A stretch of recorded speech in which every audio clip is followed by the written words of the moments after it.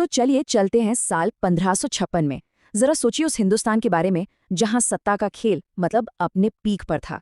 इतिहास ना एक ऐसे मोड़ पर खड़ा था जहां बस एक लड़ाई, सिर्फ एक लड़ाई ये तय करने वाली थी कि आने वाली सदियों तक इस जमीन पर राज कौन करेगा। और आज हम उसी निर्णायक जंग की कहानी जानेंगे। और यही सवाल आज के हमारे इस पूरे विश्लेषण के केंद्र में है।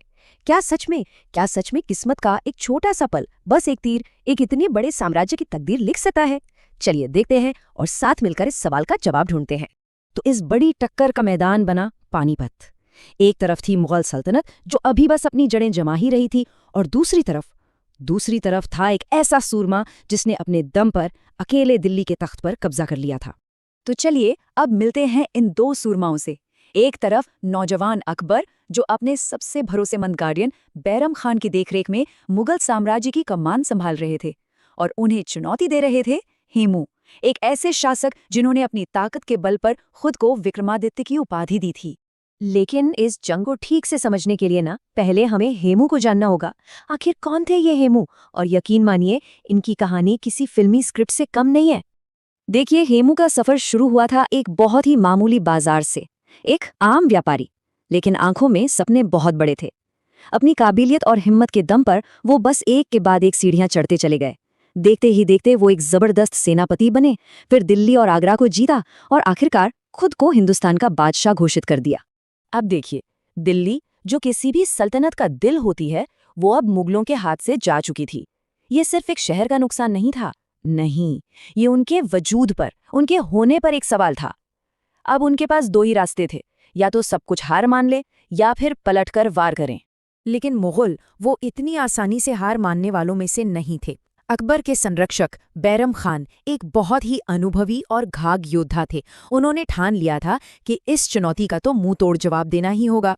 फिर क्या था, युवा अकबर के साथ मिलकर उन्होंने हेमू के इस उठते तूफान को रोकने के लिए अपनी पूरी ताकत झोंक दी। और फिर आ ही गया वो ऐतिहासिक दिन। पानीपत का मैदान एक बार फिर से गवाह बनने जा रहा था एक महासंग्राम का। ये सिर्फ दो सेनाओं की टक्कर नहीं थी, नहीं, ये हिंदुस्तान की आने वाली तकदीर का फैसला होने वाला था। तो जंग शुरू हुई, और शुरू होते ही मैदान में हेमू की सेना का दबदबा साफ दिखने लगा था।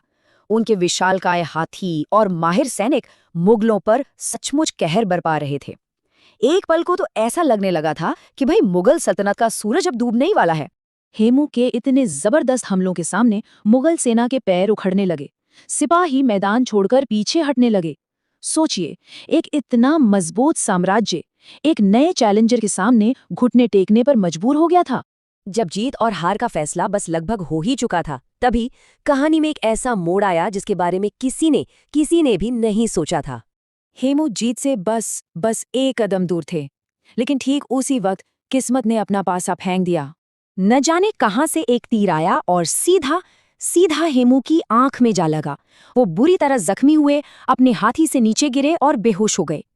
बस यही वो पल था, एक तीर और हिंदुस्तान का इतिहास हमेशा के लिए बदल गया।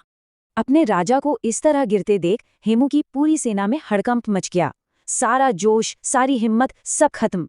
मैदान में भगदड़ मच गई। सोचिए, जो सेना कुछ ही पल पहले जीत का जश्न मनाने वाली थी, वो अब पूरी तरह से बिखर चुकी थी।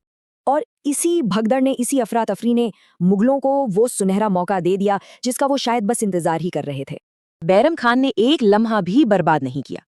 उन्होंने फौरन हालात को भांप लिया, अपनी सेना को फिर से इकट्ठा किया और हेमू की बिखर चुकी फौज पर ऐसा जोरदार पलटवार किया कि देखते ही देखते एक शानदार जीत उनके नाम हो गई। तो आखिरकार इस जंग का नतीजा क्या निकला? हेमू पकड़े गए और उन्हें मार दिया गया, और उनके साथ ही मुगलों का सबसे बड़ा खतरा भी खत्म हो गया।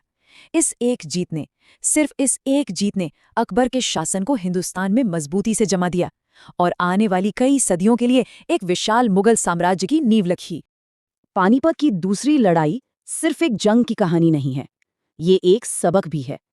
ये हमें बताती है कि कैसे कभी-कभी इतिहास के बड़े-बड़े फैसले सिर्फ ताकत या रणनीति से नहीं, बल्कि किस्मत के एक छोटे से पल से तय हो जाते हैं। तो सवाल फिर वही है, क्या वाकई एक अकेला तीर इतिहास का पूरा रुख मोड़ सकता है? सोचने वाली बात है ना?